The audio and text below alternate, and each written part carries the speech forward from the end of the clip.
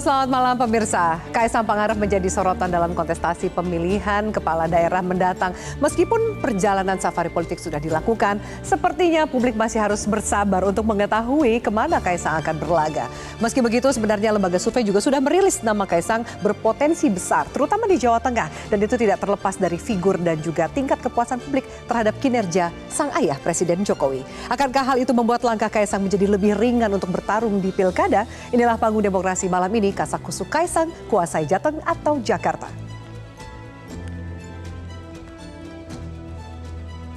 Dan pemirsa, untuk membahasnya telah hadir di studio. Saya perkenalkan langsung politisi muda dari Partai Demokrasi Indonesia Perjuangan, Aryo Seno Bagaskoro. Pak Seno, selamat malam. Malam, Mbak Vi. Terima kasih sudah hadir di studio. Terima kasih. Dan berikutnya juru bicara Partai Solidaritas Indonesia, Dede Prayudi. Mas Dede Prayudi, halo, selamat malam. Selamat malam. Terima kasih sudah hadir. Terima kasih sudah diundang. Dan berikutnya kami hadirkan juga Direktur Eksekutif Lembaga Survei Indonesia, Mas Jayadi Hanan. Mas Jayadi, halo, selamat malam. Malam, Terima kasih Mas Jayadi sudah hadir. Dan kami hadirkan juga pengamat politik Emrus Sihombing. Bang Emrus, selamat malam. Selamat malam, Mbak Abi. Terima kasih Bang Emrus sudah hadir. Terima kasih. Dan mengikuti diskusi kita dari sambungan Zoom ada Wakil Ketua Umum Partai Golkar Ahmad Doli Kurnia. Bang Ahmad Doli, halo, selamat malam. Baik, kami masih mencoba menghubungi karena kita akan ikut mengajak Ahmad Doli untuk berdiskusi via Zoom. Kami akan lanjutkan. Sebelum kita bahas dengan narasumber, kita akan memberikan Anda sejumlah informasi. Nama Kaisang pertama kali memang muncul dalam bursa pilkada setelah DPW PKB Jakarta resmi menduetkan Kaisang dengan calon gubernur Anies Baswedan yang juga resmi diumumkan pada bulan Juni kemarin. Kita lihat seperti apa grafiknya. Ketua DPW PKB Jakarta Hasbiala Ilyas mengatakan PKB terbuka kepada siapa saja, termasuk juga kepada Ketua Umum PSI Kaisang Pangarep, yang juga katanya sempat menyampaikan di media keinginannya untuk menjadi wakil dari Pak Anies. Namun sebenarnya hingga saat ini belum ada keputusan resmi dari DPP PKB atas usulan pasangan tersebut. Kita lanjut ke safari politik berikutnya yang dilakukan oleh Kaisang.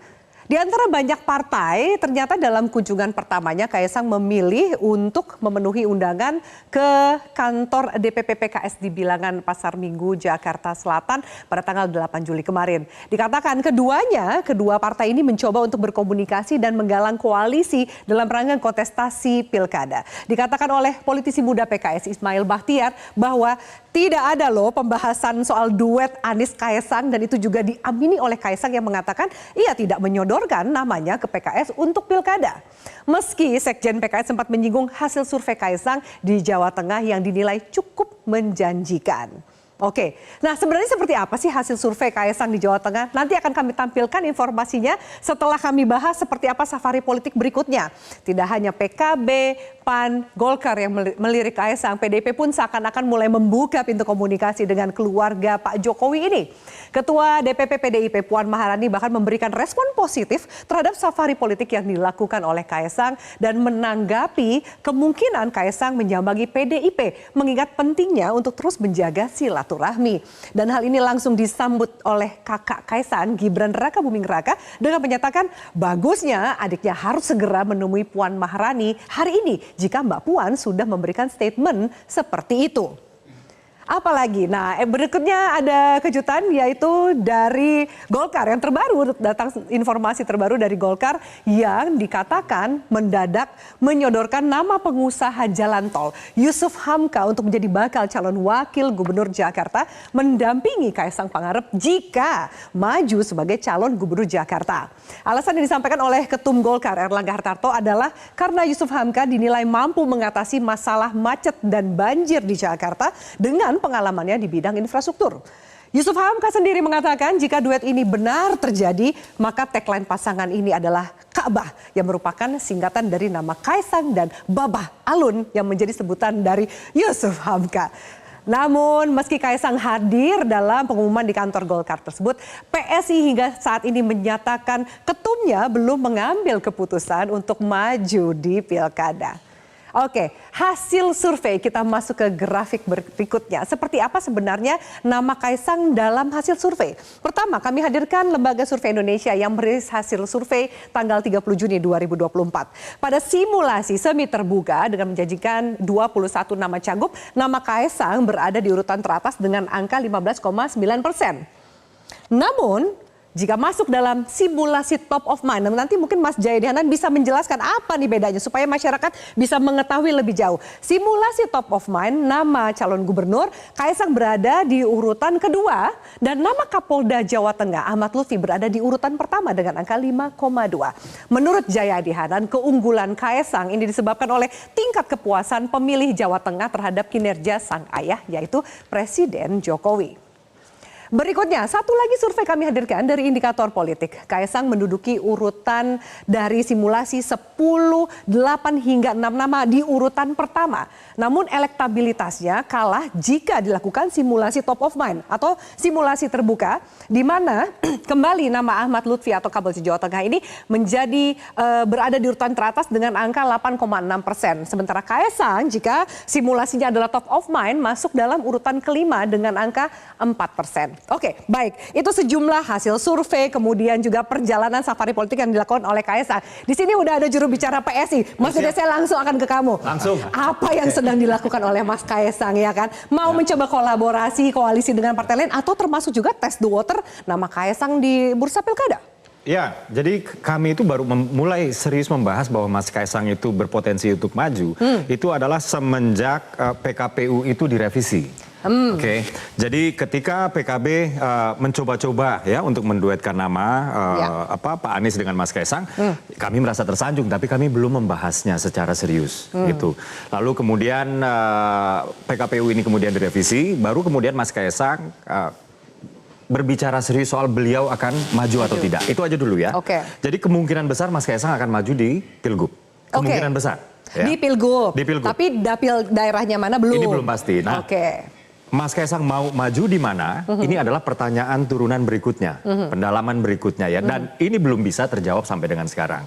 Apalagi kalau misalnya kita sekarang berbicara soal di dapil, bukan dapil ya, provinsi mana kemudian dia akan berpasangan dengan siapa? Ini kan pertanyaan lebih dalam lagi. Nah, ini juga bahkan lebih jauh lagi, lebih sulit lagi untuk kita jawab sekarang. Gitu. Artinya apa?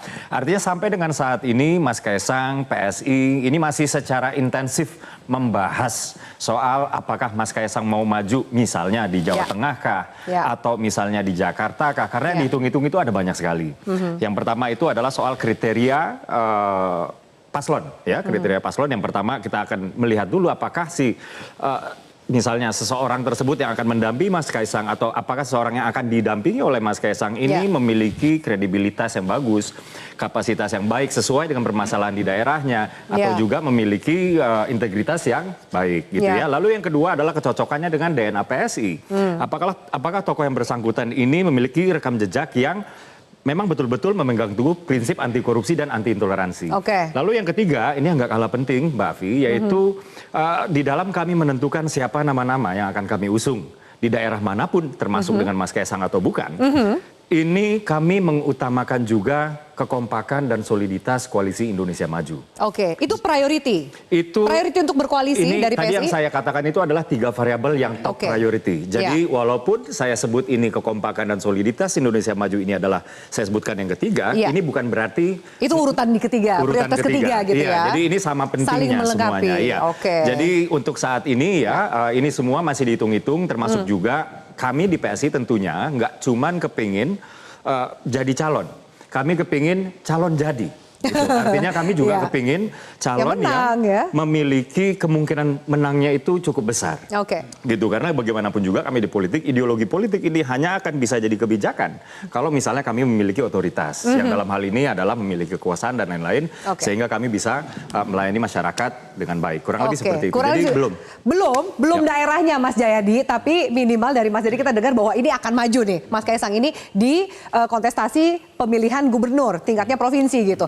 Kalau dari hasil survei nih yang membahas tadi gitu, Mas Jayadi, Mas Kaesang ini seberapa magnet sih untuk kontestasi pilkada ya? Kalau kita lihat kan mungkin saat ini yang disebut nama provinsinya ada Jakarta dan juga Jawa Tengah. Gimana Mas Jayadi? Ya salah satu magnetnya karena mau tidak mau Kaesang kan dikaitkan dengan Pak Jokowi. Sementara Pak Jokowi masih sangat populer, masih punya paling tidak sampai beliau turun nanti ya, itu kan masih punya pengaruh yang signifikan di semua level kekuasaan gitu. Jadi itu salah satu yang membuatnya menarik mau tidak mau gitu ya. Nah memang yang paling menarik itu memang antara Jawa Tengah sama Jakarta. Jawa Tengah kenapa? Jawa Tengah masuk akal karena kan itu wilayahnya Pak Jokowi. Dulu waktu Pak Jokowi masih belum pisah sama Banteng, sama Mas Eno, itu kan mereka satu keluarga besar gitu. Sekarang mereka pisah kan gitu. Begitu yang kita tahu ya, mereka pisah gitu. Jadi tapi katanya mau ketemu kok sama Mbak Puan. Iya, makanya saya bilang masih pisah kan, apa rujuk lagi apa enggak kita nggak tahu. Jadi sangat wajar kalau basis utamanya ada di situ. Tapi di Jakarta juga jangan lupa Pak Jokowi kan launch untuk jadi presidennya di Jakarta. Dan pertama kali masuk Jakarta juga menang. Masih cukup banyak loyalis Jokowi di Jakarta. Buktinya Prabowo terbantu untuk memenangkan Jakarta di Pilpres yang lalu, gitu kan. Prabowo juga pada saat yang sama terbantu untuk memenangkan pilkada di Jawa Tengah yang diperkirakan sangat sulit pada saat itu. Jadi kalau dua itu dikaitkan dengan Kaesang, dan Kaesang kemudian mewakili bukan hanya dirinya sendiri di situ, tapi mewakili kekuatan yang sering dikenal sebagai the machine, ya. Jadi kekuatan yang diafiliasikan dengan Pak Jokowi itu sekarang tidak hanya individu Pak Jokowinya, tapi ada mesin di belakangnya. Jadi bukan cuma Jokowi efek. Iya, jaringannya, ya kan, pengaruhnya ke akar rumput dan sebagainya. Partai-partai yang termasuk Kim itu kan dia bukan figur individu lagi, itu dia the machine. Jadi kalau dia udah jadi sistem sendiri yang jalan. Jadi kalau Kaesang bersama the machine itu dia punya dua kekuatan kan. Dan ini kuat banget nih. Kalau kita lihat Jakarta lawan Anies gitu misalnya. Nah itu yang harus dihitung. Kalau di Jakarta ada Anies yang diperkirakan masih cukup kuat, ya cukup kuat. Dan kalau kita berkaca dari Pilpres lalu, kekuatan Anies minimal ada 40-an%, 41,07. Kalau Pak Prabowo kan 41,67. Selisih sama, ada kekuatan PDIP. Jadi itu sesuatu yang tidak mudah dikalahkan kalau Jakarta tidak punya figur yang selevel dari segi popularitasnya, akseptabilitasnya, personalitinya dengan Anies. Jadi mungkin chance-nya untuk Kaesang lebih besar di Jawa Tengah? Kalau lihat angka-angka sekarang, sementara ini yang lebih besar di Jawa Tengah, memang. Karena angka untuk Kaesang belum keluar ya di Jakarta. Belum keluar. Memang diperkirakan Kaesang lebih kompetitif sebagai calon wakil gubernur. Kenapa? Karena baik Anies ataupun saingannya waktu itu Ridwan Kamil ya, yang tampaknya sudah sekarang agak cukup firm bahkan di Jakarta.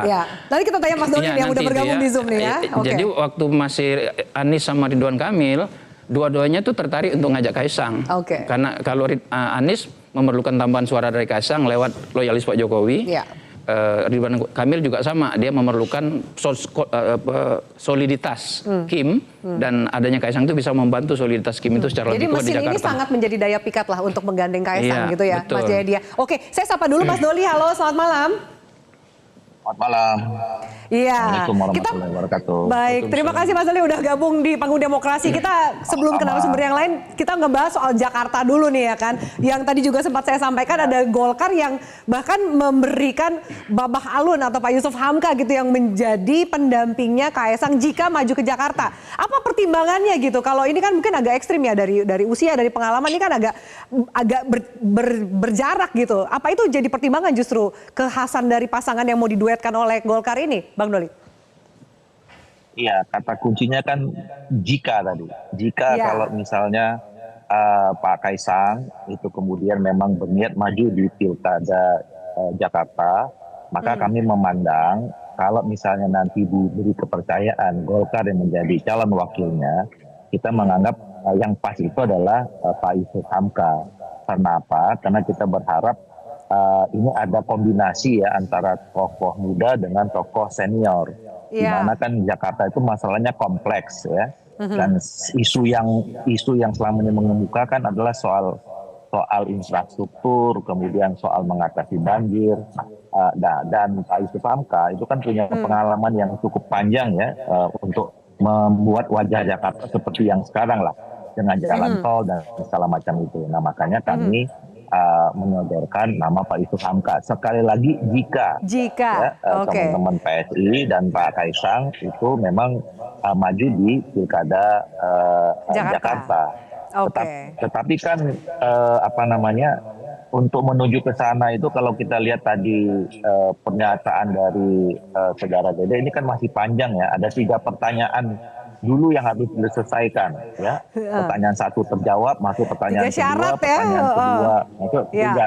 Jadi masih panjang, makanya kami nunggu saja dari Pak Kaisang sendiri dan juga teman-teman PSI. Tapi Golkar yakin bahwa Pak Yusuf Hamka ini sudah memenuhi kriteria 3 itu nggak? Atau jangan-jangan baru ketahui 3-nya malam ini gitu, begitu Mas Dede menyampaikan? Nggak, maksudnya kan tadi Yusuf Hamka itu akan bisa kemudian dipasangkan kalau 3 pertanyaan yang akhirnya memutuskan Pak Kaisang maju di Jakarta kan.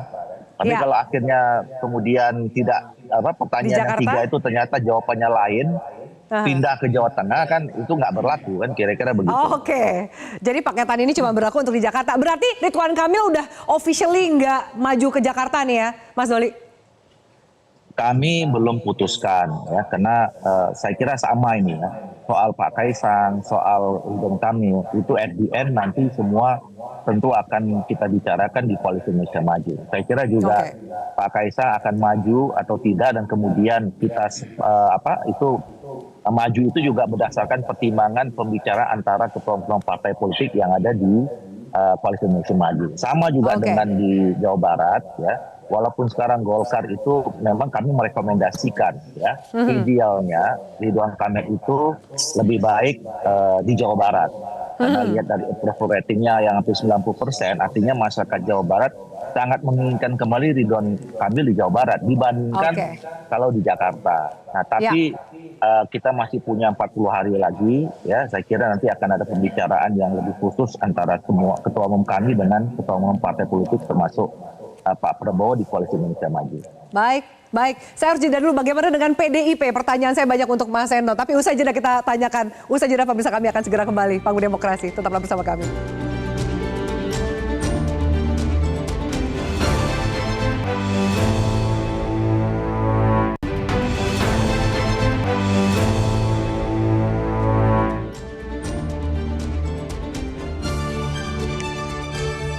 Ya, baik Musa, ini kami juga tampilkan grafis rencana Kaisang akan bertemu dengan Puan Maharani. Langsung akan kita tanya ke Mas Eno dari PDIP. Mas Eno, ini rencana pertemuannya ini akan benar terjadi? Seberapa serius sih sebenarnya dari PDIP sendiri nih ya, dari PDIP dulu nih gitu, untuk bertemu dengan Kaisang? Ya, terima kasih. Jadi wacana itu kan pertama muncul sebenarnya bukan dari kami. Itu muncul kalau nggak salah dari Mas Gibran. Yang artinya itu kalau dibilang bagus ya pertama bagus untuk siapa gitu.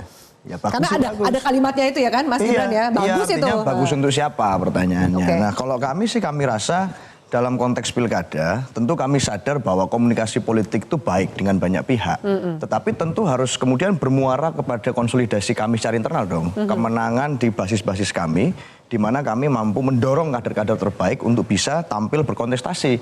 Kenapa? Karena kami punya konsekuensi konstitusional. Sebagai partai politik, kami punya tugas untuk mengkader masyarakat, menjadi pemimpin, dilatih di partai politik, dicalonkan di pilkada. Tentu dalam konteks logika semacam itu, di basis-basis penting kami, misalnya Jawa Tengah yang punya ikatan bonding tinggi dengan kami, Jakarta yang kami punya sejarah kemenangan di situ, tentu kami punya situasi kebatinan dari para kader dan pengurus yang mengharapkan kader internal kami untuk maju. Saya rasa semua partai politik yang lain juga punya keinginan yang sama dan itu wajar. Oleh karena itu saya rasa semua tidak perlu dipaksakan. Dalam konteks kita membahas pilkada, kami juga punya kok kader-kader yang saya rasa itu punya track record yang baik dan bisa dilihat oleh publik.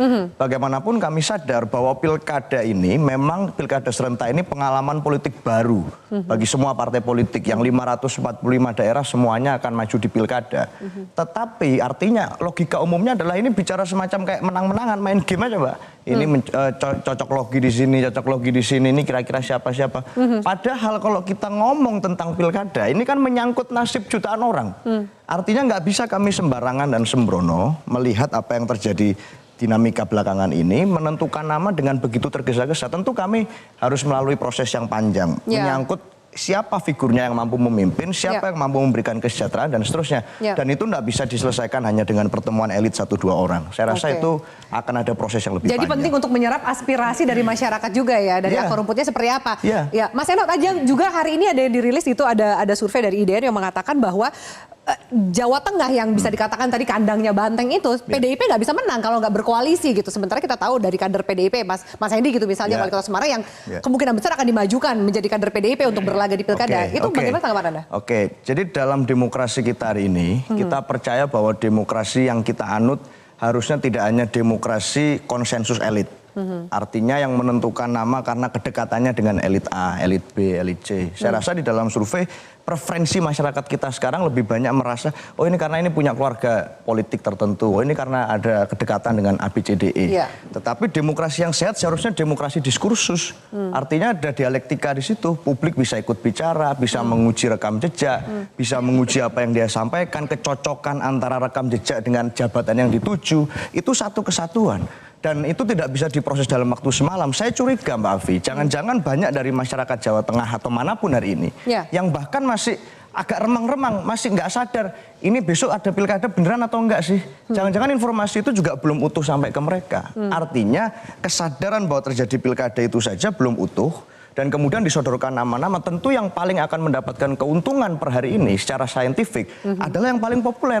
Nah dalam konteks itu saya rasa popularitas itu kan banyak variabel. Faktanya kami sebagai partai yang dipercaya masyarakat untuk mendapatkan kemenangan di pileg di Jateng kemarin, hari ini belum ada satupun figur yang kami sepakati untuk promosikan. Artinya angka nama-nama itu masih sangat bisa berubah dengan berjalannya waktu. Di tengah masa menuju ke pendaftaran ini bukan ruang hampa politik.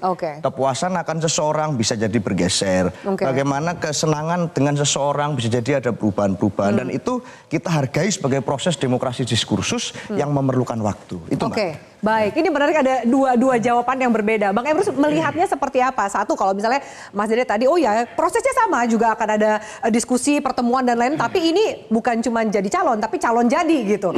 Ada tanda kutip kalau Mas Dede bilang the machine yang dimiliki lah oleh Kaesang gitu. Mungkin kalau PDIP agak cara limitnya berbeda. Menurut Bang Emrus gimana? Sejauh mana nih perjalanan Kaesang maju dalam pilkada ini? Baik, udah pasti? Sebelum masuk ke perjalanan, tidak ada kepastian calon jadi. Tidak ada kepastian itu. Sekalipun elektabilitasnya survei tinggi, di dalam real nanti belum tentu pasti menang. Kita sudah lihat DKI Jakarta ketika Pak Jokowi dengan calon gubernur kemarin, si Fauji Bowo. Fauji Bowo kan lebih tinggi, nggak ada jaminan. Yang kedua, mau saya komentari dua survei tadi, dua survei yang sangat berbeda loh. Kita lihat pada variabel top of mind. Salah satu surveyor mengatakan justru di bawah. Artinya kalah apa? Sama Adnan Lutfi, Betul. Artinya apa? Ini penelitian kuantitatif, penelitian objektif. Harusnya sama atau mendekati sama. Ini jauh sekali. Berarti harus ada sesuatu yang kita kritisasi dalam konteks sampling dan lain sebagainya. Karena menurut metode penelitian kuantitatif, jika peneliti melakukan penelitian yang sama, hasilnya pasti di atas margin of error. Gitu ya. Tetapi ada kita lihat top of mind. Nah, kemudian yang ketiga, top of mind kan itu mendorong voting behavior. Karena sudah top of mind. Kalau itu bahasa udah diketahui lah gitu. Sudah ada di pikiran masyarakat ya. Kalau bahasa kampung kita itu lebih bagus lagi dari bahasa Inggris itu. Pokoknya gitu ya. Nah, itu lebih bagus lagi. Pokoknya gitu ya. Ini saya kira masih suatu hal yang tidak ada kepastian begitu ya dari hasil survei. Oleh karena itu sangat dinamis lah. Dan kemudian saya kira Kaesang sangat bagus sekali mengatakan belum pasti loh dia menjadi calon, kan begitu. Dia mengatakan malam ini udah dikonfirmasi sama Mas Dede. Artinya, udah pasti maju pilgub, tapi daerahnya dari belum. Kaesang untuk maju. Itu tadi. Nah, oleh karena itulah saya pikir bisa saja Kaesang merenung-renung gitu loh. Apakah saya maju atau tidak? Tapi kalau saya dari segi katakanlah saintifik atau katakanlah pengamat atau ilmuwan, sebaiknya Kaesang tidak maju. Jadi lebih banyak ruginya kalau Kaesang maju. Kenapa saya mengatakan tidak perlu maju? Udahlah membimbing apa dulu? PSI. Kemarin kan gagal dia untuk mengusung kepada PSI menjadi suatu partai yang masuk ke Senayan. Artinya fokus dululah dia ke situ, membimbing atau katakanlah memanage PSI. Ini PSI aja belum bisa di manage, sudah tiba-tiba loncat seperti itu. Saya kira sangat tidak, menurut saya tidak produktif. Kemudian kalau boleh saya komentari adalah, dikatakan beliau bahwa Jokowi ada daya tarik di semua level gitu ya. Saya bisa bantah itu. Kenapa saya mengatakan di tingkat intelektual agen perubahan saya kira tidaklah. Kemarin kan banyak kritik dari UGM, dari UI, dari mana-mana. Artinya apa? Level daripada masyarakat yang menjadi agen perubahan tidak setuju itu Tapi the mengkritik. machine ini ada loh, ada infrastruktur dan lain-lain lah yang kemarin juga mungkin. Saya mengatakan tadi level kekuasaan. Ya, Artinya level kekuasaan. di semua level dia sebut tadi kan. Artinya Level di level kekuasaan. elit, ya kekuasaan juga ilmu pengetahuan juga ilmu kekuasaan. Artinya bahwa di level elit akademisi dikritik habis itu. Jadi artinya apa? Sangat dinamis lah. Kemudian catatan saya adalah Ya. katakanlah bagaimana aspirasi ditangkap dari masyarakat untuk diusung. Itulah namanya demokrasi kualitatif, Oke. bukan demokrasi kuantitatif. Oleh karena itu sangat bagus. Saya menyarankan ke semua partai politik, Ya. siapa yang mereka calonkan, survei dulu apa keinginan masyarakat.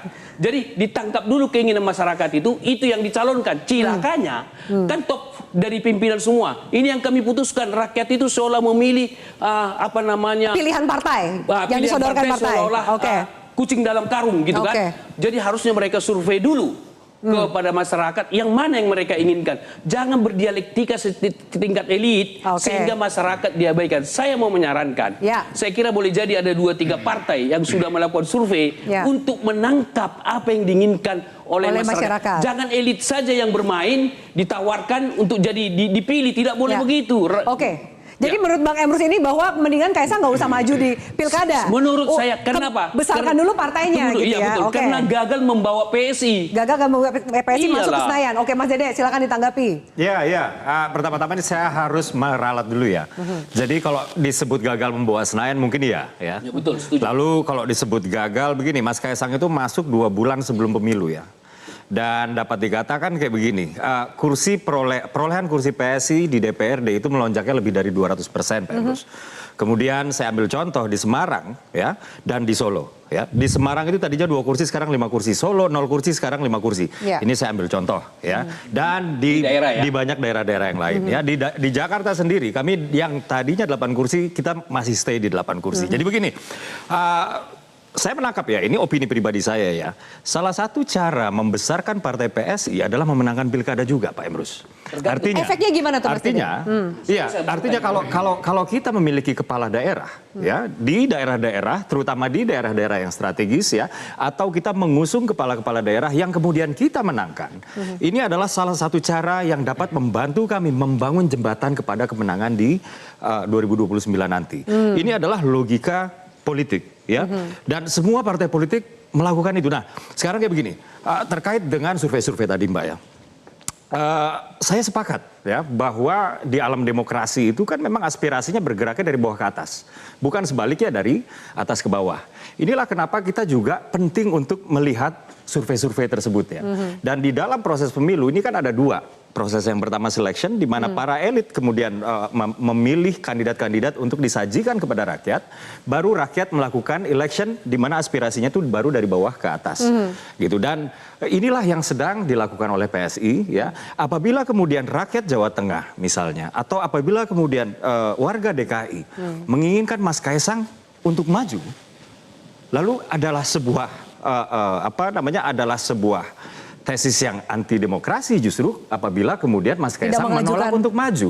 Justru kalau masyarakat meminta itu, kami akan, terutama saya pribadi ya, saya akan mendorong Mas Kaisang sebaiknya Mas Kaisang maju aja karena masyarakat yang menginginkan. Oke. Terutama misalnya kayak Jawa Tengah ya, atau misalnya di Jakarta kemarin Pak Erlangga mengatakan begini, walaupun elektabilitas Mas Kaisang ini belum setinggi di Jawa Tengah, tapi yang dilihat oleh Partai Golkar terutama ya, ini terjadi peningkatan yang terus-menerus elektabilitas Mas Kaisang. Walaupun di rapat tersebut nggak dijelaskan ya sebagai DKI 1 atau sebagai DKI 2. Dan atas dasar inilah kemudian Pak Erlangga menjadi semakin yakin ya di luar memang pendapat Pak Erlangga dan Partai Golkar secara umum mengatakan bahwa sudah saatnya Jakarta dipimpin oleh pemimpin muda gitu ya. Dan Pak Erlangga kemudian menjadi semakin yakin.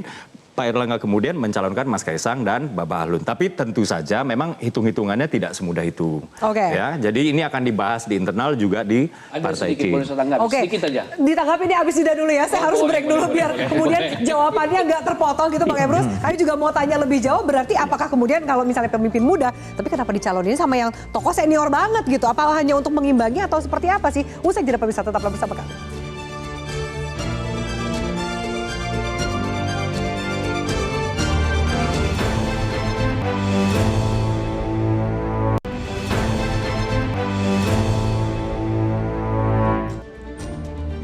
Baik, pemirsa, sebelum kami lanjutkan Panggung Demokrasi, kami tampilkan ini polling netizen yang kami berikan kepada netizen dari aplikasi X dan juga Instagram. Pertanyaannya, menurut Anda, apakah Kaisang maju sebagai calon kepala daerah pilkada? Jadi ini antara netizen Instagram dan X beda nih ya. Jadi ada yang mengatakan tidak, kebanyakan warga Instagram. Lalu kemudian yang 80% mengatakan iya, itu adalah netizen di aplikasi X. Oke, baik. X itu kebanyakan adalah ini para senior yang dosen, orang-orang yang lebih dewasa. Kalau aktivis. Instagram anak muda gitu Iya, ya. lebih muda. Oke. Nah, kita lihat majunya di wilayah yang mana nih? Ini preferensinya Jakarta atau Jawa Tengah. Jadi sepertinya nih kalau kita lihat hasilnya Jawa Tengah jauh lebih tinggi dibandingkan Jakarta ya. Mas Jaya ini udah ngangguk-ngangguk nih. Kayaknya kemungkinan arahnya ke sana nih. Apa iya seperti itu gitu. Lalu kemudian kita lihat pertanyaan berikutnya. Masihkah Jokowi efek ada jika Kaisang maju di pilkada? Jadi hampir Ragu-ragu. 50%, di atas 50% yang mengatakan bahwa tidak. Ini menarik loh, netizen melihatnya tidak, mungkin karena jatuhnya di bulan November. Netizen yang Instagram ya? Ya, netizen yang Instagram dan juga aplikasi X mengatakan masihkah ada Jokowi efek jika Kaisang maju? Kalau X itu dia sama kuat itu.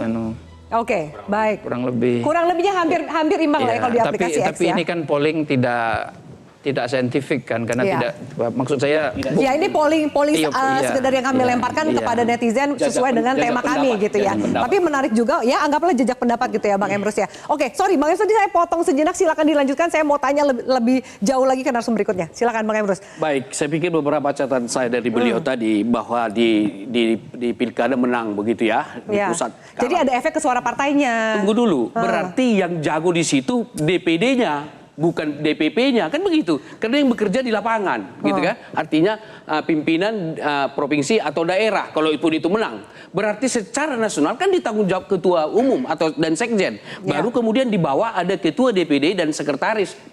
Jadi yang berhasil itu adalah pengurus daerah dari PSI. Memenangkan ketumnya jadi kepala daerah gitu. Langsung, tapi ada efeknya nggak sih Mas Jayadi? Langsung disebut sebagai suatu kemenangan. Bukan, itu kurang teliti melihat data tersebut. Kemudian saya melihat politiknya beda nih, berkebalikan. Kemudian ada sesuatu yang menarik Ibu. Menangkan dulu pilkada baru kita wujudkan.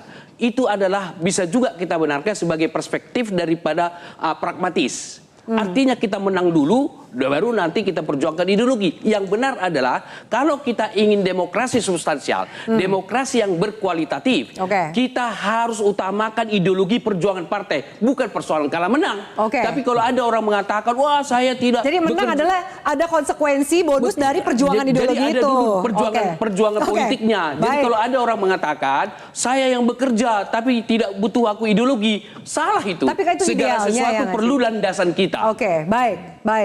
Saya minta Mas Jaya. Oh, Mas Didi mau menanggapi dulu. Oke, silakan. Habis ini aku mau ke Bang Doli ya, jangan sampai dilempar. Oke, sebentar ya. Jadi kerja partai politik itu ada 4 Mbak ya. Yang pertama adalah kerja ideologis ya, yang kedua adalah kerja administratif, ketiga adalah kerja organisasional, yang keempat adalah kerja elektoral ya. Satu kerja tidak bisa menegasikan kerja yang lain. Bahwa kemudian ada kerja-kerja elektoral di sana, ini bukan berarti kami menegasikan kerja-kerja ideologis. Justru tadi saya sudah tekankan di awal ya. Untuk menjadikan ideologi politik kami ini terkonversi menjadi sebuah kebijakan, maka kami perlu kerja-kerja elektoral. Supaya apa? Supaya kami bisa mendapatkan kepercayaan, lalu kepercayaan tersebut menjadi kekuasaan, kekuasaan tersebut menjadi otoritas. Otoritas tersebutlah yang akan menjadikan ideologi tersebut kebijakan. Jadi nggak bisa dibilang bahwa ada kerja elektoral maka kerja ideologi dinegasikan. Bahwa ada kerja ideologi maka kerja administratif dinegasikan. Jadi kerja partai itu tidak sesederhana. Tidak sesederhana kerja elektoral saja. Tidak sederhana kerja ideologi saja. Semuanya memang harus dikerjakan secara paralel. Kemenangan partai di pileg itu kan dipengaruhi banyak hal ya. Figur partai di tingkat nasional salah satu aja. Tapi jangan lupa sistem pemilu di tingkat nasional sama di tingkat daerah itu beda. Di tingkat nasional ada parliamentary threshold. Di tingkat lokal nggak ada gitu. Jadi kita harus melihatnya secara keseluruhan. Tidak bisa hanya melihat satu faktor saja gitu. Faktor kepemimpinan nasional salah satu saja. Faktor kepemimpinan hanya salah satu faktor saja. Artinya gini, dengan logika yang sama, bahwa kemarin dengan Pilpres dan pemilu yang terjadi yang banyak sekali kritik dari masyarakat luas dan publik, kita di Perjuangan masih tetap dipercaya rakyat secara elektoral untuk memenangkan pileg 3 kali berturut-turut.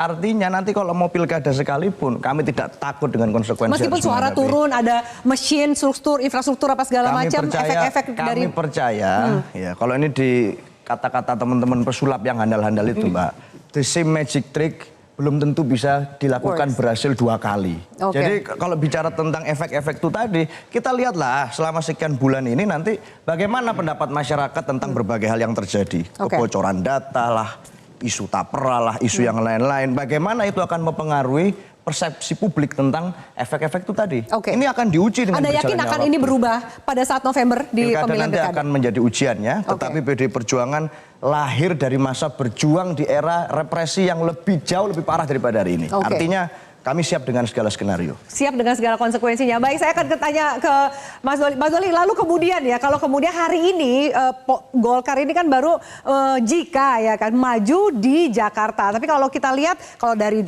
survei, meskipun yang Jakarta belum dirilis ya, atau mungkin dari suara netizen gitu, sepertinya anginnya Mas Kaisang ini ke Jawa Tengah. Apakah juga sudah ada persiapan? Karena Kaisangnya cuma 1, tapi menurut saya direbutin oleh banyak partai kan. Ada Golkar, ada kemudian PAN yang menyodorkan anak ketum juga gitu kan. Gimana nih strateginya Mas Doli dari Golkar sendiri? Iya, saya kira pertama kita harus memahami ya, sebelum saya masuk langsung ke jawaban pertanyaan itu. Ini kita kan sudah menganut bahwa sistem politik kita sistem demokrasi. Jadi setiap orang punya hak untuk bisa dipilih dan kemudian memilih. Selama memang itu aturan-aturannya tersampaikan kira-kira gitu. Jadi nggak bisa juga kita larang orang nggak boleh maju, ini nggak bisa maju gitu. Iya. Nah, cuma persoalannya nanti ujiannya itu kan kembali kepada masyarakat. Sebagai negara demokrasi ya kita uji saja nanti. Kalau misalnya memang dianggap tidak dapat keterimaan dengan masyarakat ya pasti nggak terpilih gitu. Jadi ujiannya langsung di pemilu, langsung di pilkada dan segala macam gitu.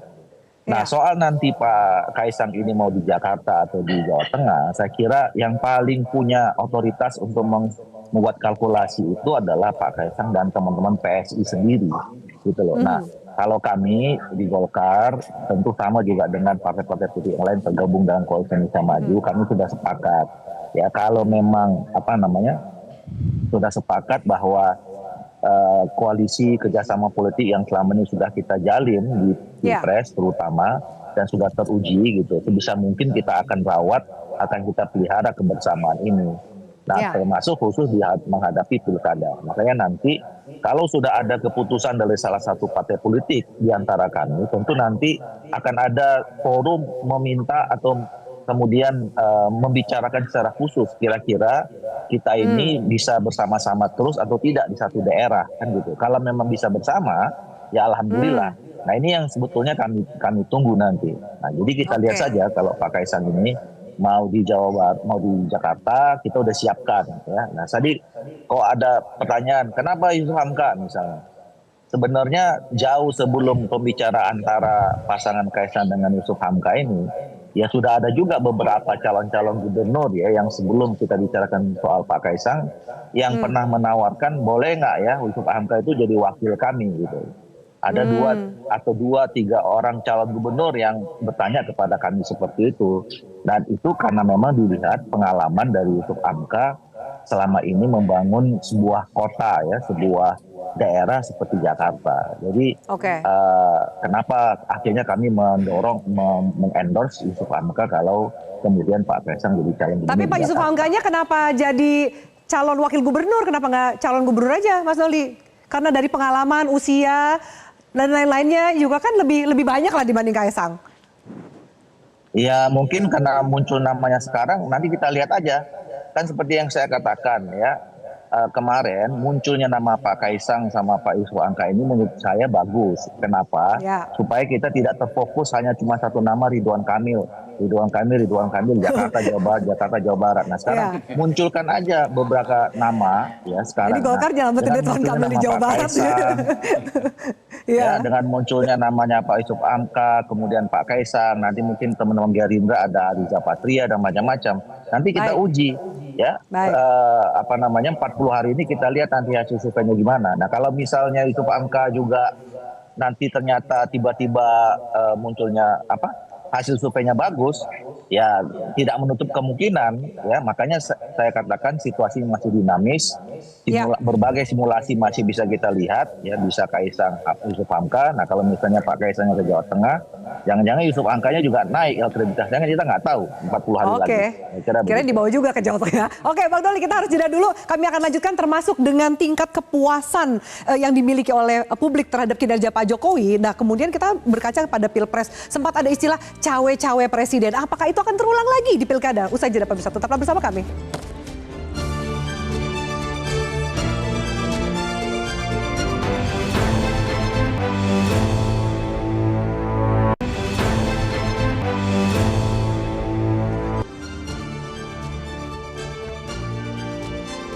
Ya baik pemirsa, kami lanjutkan. Mas Jayadi dulu nih ya. Kalau kemudian Mas Jayadi dari survei LSI sempat mengatakan bahwa memang ada pengaruhnya terhadap peringkat atau persentase yang didapatkan oleh Kaisang karena efeknya adalah kepuasan dari warga Jawa Tengah terhadap kinerja Pak Jokowi gitu. Lalu apakah kemudian itu akan masih berlanjut? Di-challenge juga tadi oleh statementnya Mas Seno, ya kita lihatlah karena November sudah presiden yang berbeda, meskipun kakaknya Kaisang menjadi wakil presiden, apakah ada dinamika yang akan berubah? Kalau ada seorang tokoh yang kemudian berpengaruh pada tokoh lain yang ikut pemilu, karena tokoh itu misalnya presiden atau pimpinan yang lebih tinggi, akibat kinerjanya itu sesuatu yang biasa ditemukan dimanapun. Itu hukum pemilu biasa itu. Apa namanya, jadi tetapi di Jawa Tengah itu untuk sementara kita ukur tingkat kepuasan kepada Pak Jokowi di Jawa Tengah itu memang berpengaruh kepada sejumlah calon, tapi buahnya ke Kaisang. Untuk sementara itu terutama ke apa namanya 3 calon ya, yaitu Kaisang, Lutfi, dan Bambang Pacul. Ada dapat juga 3 itu. Jadi mungkin itu karena belum betul-betul tegas ya siapa yang didukung Pak Jokowi atau diasosiasikan dengan Pak Jokowi gitu. Jadi apa namanya hubungannya tidak langsung seperti itu. Tapi apakah itu berarti bahwa kekuasaan akan memainkan perannya secara langsung dan menggunakan struktur kekuasaan gitu? Ya itu kan secara normatif tidak boleh kan? Tidak boleh. Tapi apakah itu akan dicoba? Mungkin saja ya. Kita tidak tahu. Ada calon yang mendapatkan privilege itu sebenarnya kan? Gitu. Karena itu kan itu harus diawasi bersama. Nah tapi dalam konteks pilkada, saya kira itu lebih sulit dilakukan dibandingkan dengan konteks pilpres atau pileg. Ya, itu lebih sulit. Kenapa? Kalau pilpres pileg itu kan isunya sama nasional. Dari atas ke bawah kan sama itu pileg, pilpres. Tapi kalau pilkada apalagi sekarang 545 itu upaya dari atas untuk intervensi ke bawah itu tidak akan seefektif kalau dia di pemilu pilpres nasional. Kenapa? Karena ada banyak dinamika lokal yang sulit ketemu gitu. Dinamika lokal itu yang nanti akan membuat intervensi-intervensi dari atas misalnya itu belum tentu efektif sampai ke bawah. Baik. Mas Seno, saya minta tanggapannya kalau kemudian ternyata ada mungkin calon yang bisa mendapatkan privilege, itu hal yang biasa dalam pemilu. Tapi kalau Mas Seno katakan bahwa tapi tidak semua trik akan juga mendapatkan keberhasilan yang sama. PDIP juga salah satu partai yang paling kencang soal cawe-cawe, kecurangan dan lain-lain. Apa tanggapan lebih lanjutnya? Satu, kami tidak tahu, tidak peduli bahkan, dan tidak mau berandai-andai apakah akan ada cawe-cawe kekuasaan lagi atau tidak di pilkada. Buat kami itu tidak relevan dengan ini adalah bicara tentang kedaulatan rakyat, satu. Yang kedua, kalau kita merangkai proses sejak lama Mbak, dari proses awal nama Mas Kaisang muncul, itu kan pertama kali muncul dan publik melakukan asumsi misalnya, itu kan pada saat putusan MA. Yang itu mengizinkan ada perubahan revisi atas batas usia calon. Lalu berkembanglah itu diskusi. Lalu muncul lagi fakta selanjutnya. Ada yang muncul wacana meskipun sudah dibantah. Bahwa nama Mas Kaisang misalnya disodorkan ke beberapa partai. Muncul diskursus lagi. Lalu muncul. Jadi di dalam proses itu tentu kami, ini bukan satu hal yang mengejutkan. Kalau misalnya Mas Uki menyampaikan bahwa ya memang ada kepastian akan maju. Buat kami dari proses itu kami bisa menangkap ini bukan satu hal yang mengejutkan bagi kami. Tetapi kami juga tidak tahu ini dalam proses ini ada cawe-cawe atau tidak, kami tidak tahu. Yang kami tahu adalah pilkada ini adalah tentang kedaulatan rakyat. Yang kami tahu kami menyiapkan nama-nama terbaik dari kader internal kami. Yang kami tahu kami ingin menyiapkan pilkada yang berkualitas dan kami bertanggung jawab pada publik yang telah memilih kami. Oke. Ada nama Pak Andika di Jawa Tengah yang muncul dari bawah. Ada nama Mas Hendi. Ya. Mas Hendi itu disurvei kenapa kok angkanya sangat kecil? Dugaan saya karena nama yang tercantum di situ Hendra Priyadi, bukan Hendi. Ya. Sehingga masyarakat tentu akan meraba-raba ini siapa? Apakah orang yang berbeda atau yang sama? Lalu misalnya kader lain yang muncul ada Pak Bambang Pacul. Artinya kader-kader PDI Perjuangan ini mewakili track record yang panjang berdasarkan lingkup kepemimpinan mereka. Bagi kami itu saja yang disiapkan dan kami tidak mau tahu apakah itu nanti ada cawe-cawe atau tidak. Kami akan berjuang dengan siap untuk bersama dengan masyarakat bertempur di yang pilkada. percaya pada kami. Oke, sebelum saya ke Mas Dede, saya tanya Bang Emrus, apakah kemudian Bang Emrus melihat apapun itu ya, kalau kemudian tadi Mas Dede mengatakan, oke, ketum PSI akan maju dalam pilgub tapi belum menentukan daerahnya. Apakah jalan Kaesang ke eksekutif dalam ranah ini di pilkada akan semulus seperti jalan kakaknya Gibran? Tidak ada jaminan. Artinya bahwa sangat dinamis ya, artinya apakah mulus atau tidak nanti. Karena sangat tergantung daripada situasi politik di daerah di mana dia dicalonkan. Oke. Nah pertanyaan kita, apakah dia jadi calon? Kan begitu. Tetapi sebagai otoritas keilmuan, saya menyarankan kepada beliau, tidaklah jadi calon pilkada. Kenapa? Kalau ketua umum partai calon presiden lah. Jangan jadi kepala daerah. Coba cek. Kenapa nanggung? Ya, bukan tanggung. Ketua umum partai di Indonesia ada nggak jadi calon gubernur? Nggak ada itu. Maksudnya terlalu kecil levelnya untuk seorang ketua serahkan partai. itu kepada DPD di daerah. Oke. Nah, baru kalau itu baru kita lihat bahwa partai PS ini sangat menghargai DPD-nya. Tapi kalau dia calon menjadi kepala daerah, skopnya semakin kecil. Sementara dia ketua umum partai nasional. Kan bagaimana gitu. Jadi jangan sampai terjadi adalah yang penting berkuasa. Tidak boleh begitu. Oleh karena itu saya tetap bantah. Kalau misalnya katakan sedikit aja. Ya. Kalau memang dikatakan bahwa kita memenangkan dulu baru ideologi yang kita perjuangkan, hati-hati loh. Tapi tadi bilangnya berparalel loh Bang Emrus. Hati-hati loh. Bukankah itu karena maka perubahan di Mahkamah Konstitusi, PKPU misalnya yang boleh adalah pelantikan 30 tahun. Ya, itu bukan, di MA. Padahal undang-undang mengatakan sangat jelas bahwa 30 tahun saat mendaftar. Padahal kalau bukan itu pelantikan. menimbulkan ketidakadilan loh. Pas nanti pelantikan itu bisa tidak ada keputusan. Jadi kalau biar pas 30 tahun nanti orang yang tamat TK boleh dong. Jadi tapi ini kan sudah jadi turunan PKPU, sudah tidak perlu dibahas lagi. Kita lihat seperti apa Kaesang. Artinya ada undang-undang yang mengatakan kita harus taat pada undang-undang, bukan keputusan oleh MA teman-teman kita itu. Oke, Mas Dede silakan.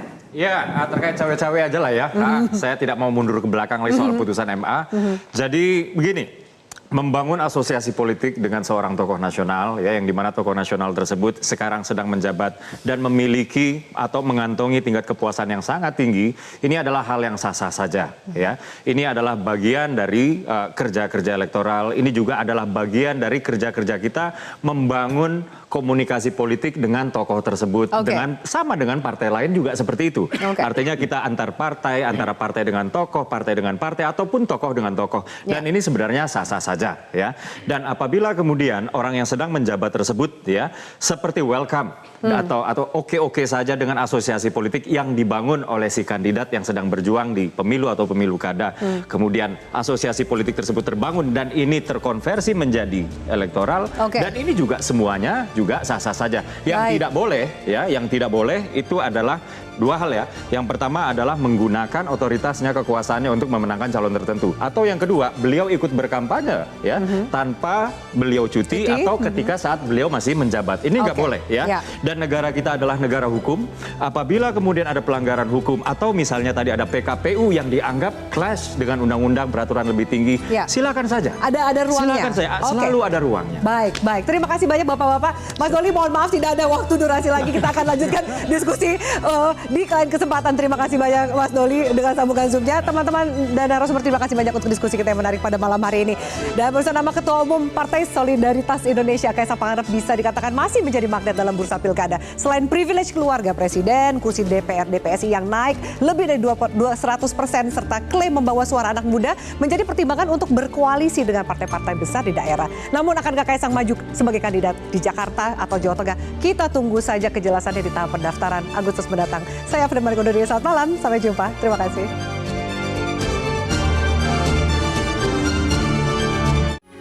Metro TV.